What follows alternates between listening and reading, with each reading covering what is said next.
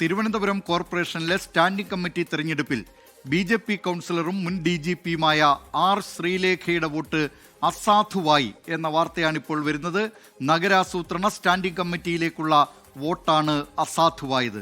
വിവരങ്ങളുമായി തിരുവനന്തപുരത്ത് നിന്ന് ഉമേഷ് ബാലകൃഷ്ണൻ ചേരുന്നു. ഉമേഷ്, BJP നേതൃത്വവുമായി മേയർ സ്ഥാനത്തെ ചൊല്ലി നേരത്തെ തന്നെ ചില സൗന്ദര്യ പിണക്കങ്ങളിലായിരുന്നു R. Sreelekha.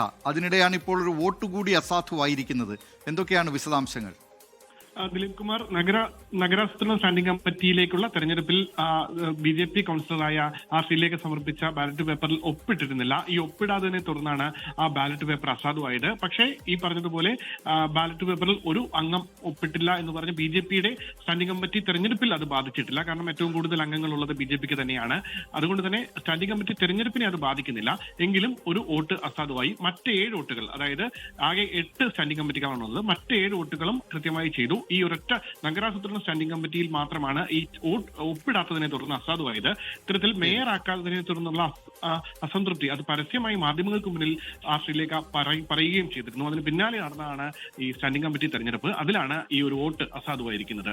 Dileep Kumar, Thiruvananthapuram corporation standing committee തെരഞ്ഞെടുപ്പിൽ BJP കൗൺസിലറും മുൻ DGPയുമായ R. ശ്രീലേഖയുടെ വോട്ട് അസാധുവായി.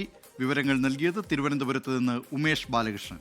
ലോകത്തെവിടെയായാലും ഏത് സമയത്തും 24 വാർത്തകളും ഓഗ്മെന്റഡ് റിയാലിറ്റി പാക്കേജുകളും എക്സ്പ്ലെയിനറുകളും വിശദമായി കാണാൻ ഞങ്ങളുടെ YouTube ചാനൽ നിങ്ങൾക്ക് സബ്സ്ക്രൈബ് ചെയ്യാം.